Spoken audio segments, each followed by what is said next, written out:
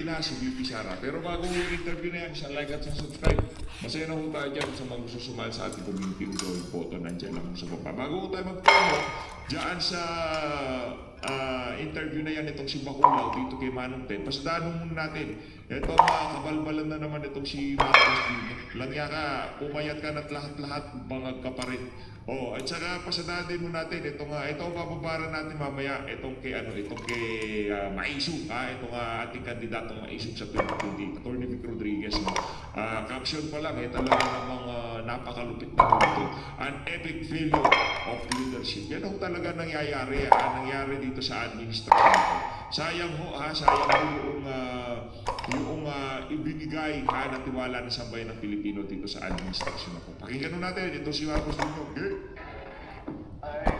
Happens the cities na LGUs na nagtutulungan para makapagpatayo. Maganda naman yung naging design at yung pinuntahan namin yung dispensaan ginagawa. Yung ginagawa ni Tatay Digong yan.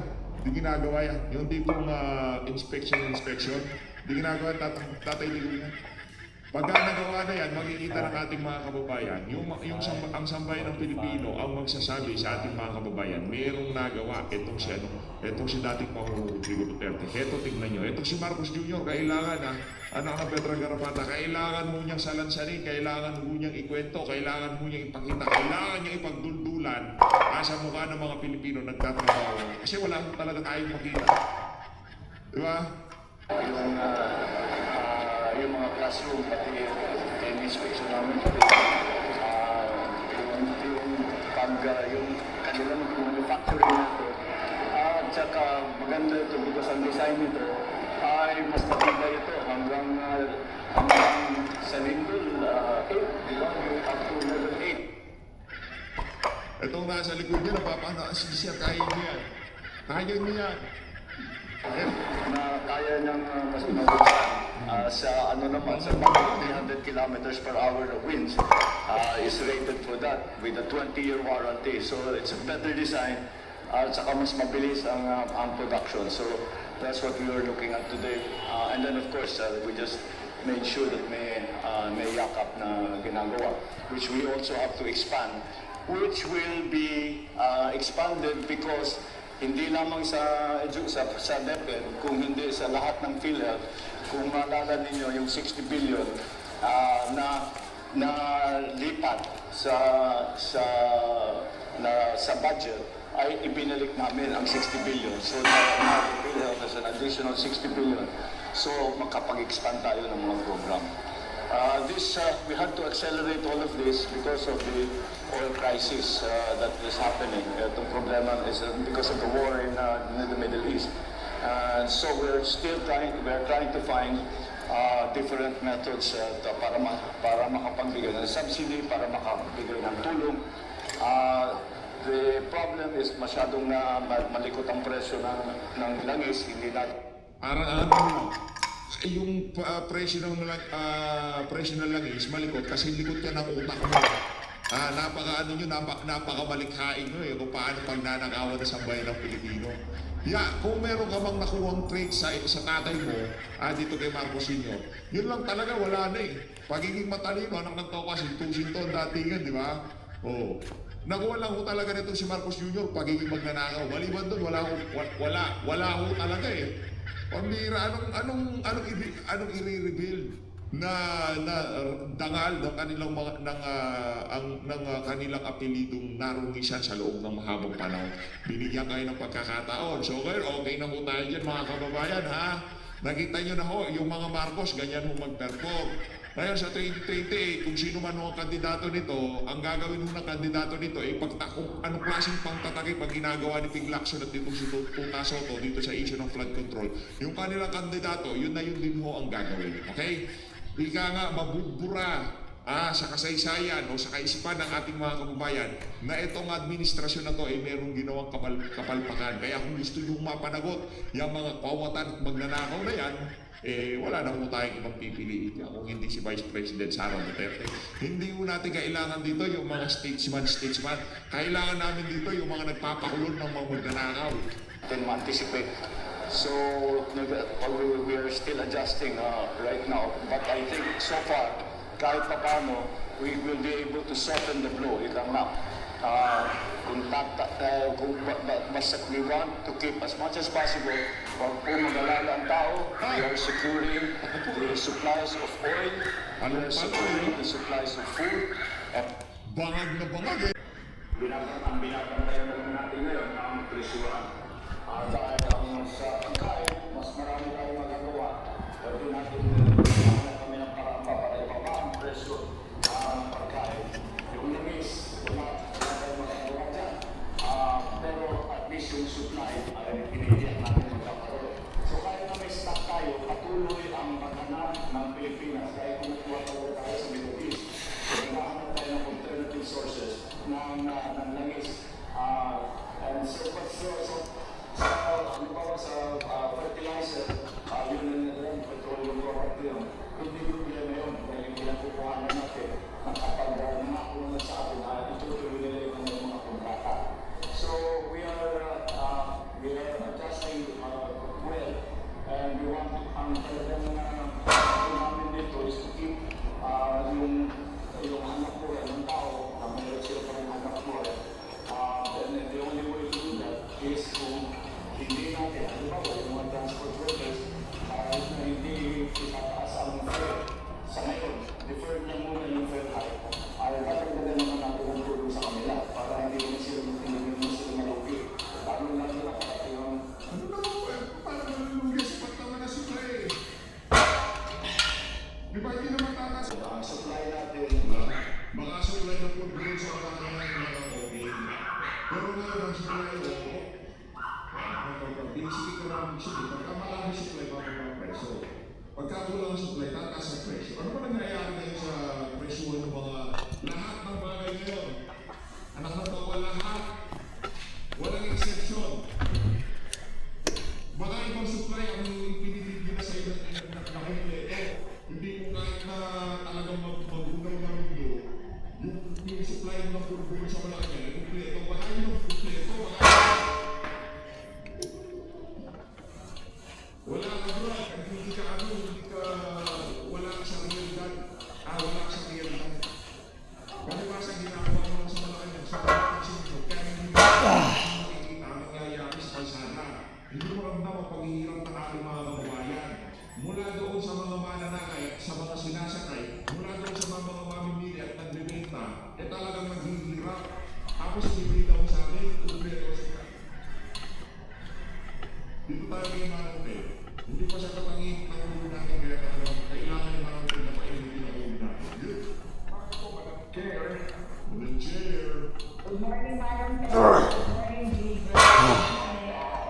Nagulano na. Maraming nakakapansin, nakakapasa sa mga yung na baga. Yung commission of the culture, yung Leonard mo parang nahanap-hanap natin old school man ang pwede, no? Pero pakinggan natin siya dito. Nadilibera ng pera dyan sa House of Representatives, nakatanggap ng tagdadalawang milyon na envelope. Noong 19th August. Malamang sa malamang, hindi natin sinasabi na ganun talaga nangyari dyan. Kasi bakit mo naman gusto yung mga NPCD sa wala namang makita ng matibay na ebidensya laban sa kanya. Ang gusto mangyari ng Meridon, mag-umpisa ito si Minihiri para makapangalap ng mga ebidensya. Diba? Balikan mo dito sa impeachment na pagka kayo, ang tawag dito, sinampahan ng kaso, meron ebidensya. Nakita kanina, ano ito, manakit, diba? Nanloko ka, nagstapa ka, diba? Meron ebidensya, nagpunta sa pulis, eto ginawa sa akin yung mga hindi naman nagpakita, hindi na ako. May pasako ka, sinapa ako, sinapa. Diba? May ebidensya ka. Pero dito sa impeachment, hindi.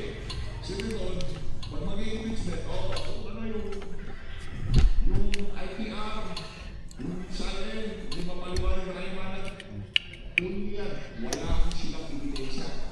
Saan ang mangyayari dyan sa impeachment na yung sana.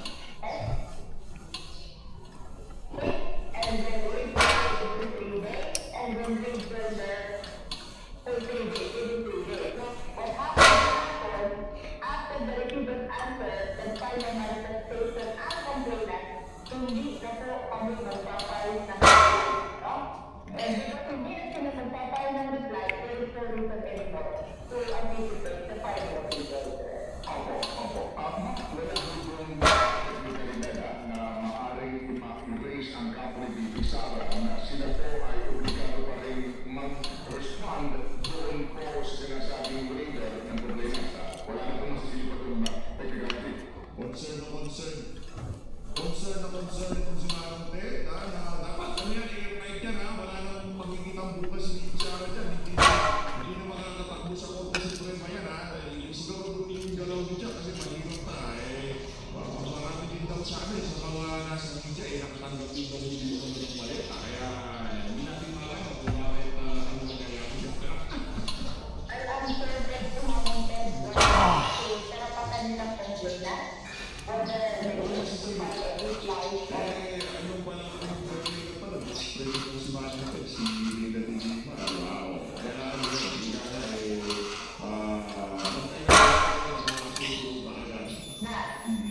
Naging malinaw sa atin na o hindi, that is actually a choice. Pag hindi ito dumating, that will significantly take us or we will be better. Okay. Ma'am, hindi po ba ang mga grounds po para po sa impeachment ni Sara at saka yung unexplained na law at saka yung Pag narinig mo yung unexplained, natatawa ako eh. Pini-question nila yung hindi pagkakatagma ng sakit ni Sara. Pero yung preliminary na daw, yung pagloko ng report ng mga congressman noong 19 Congress, wala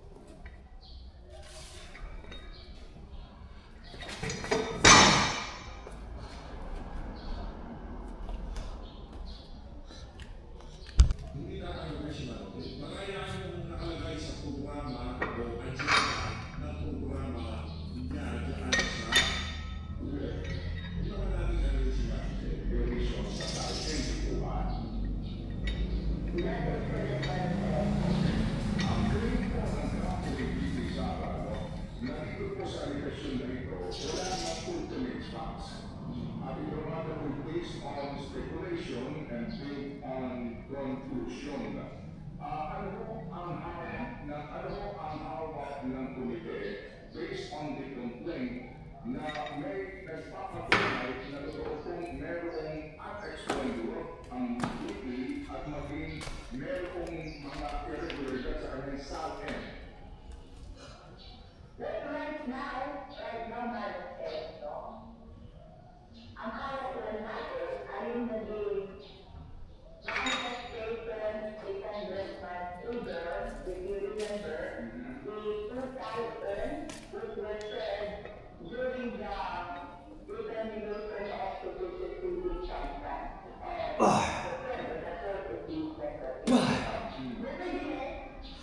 Ayon sa ating mga justice members, hindi natin pwede i-expect ang mga complainant to understand already this back record will fix Ito na, wala sila ng ebidensya. Di ba? Ano to? Yan ang problema sa impeachment hearing. Di ba? Yan ang problema sa impeachment. Yan ang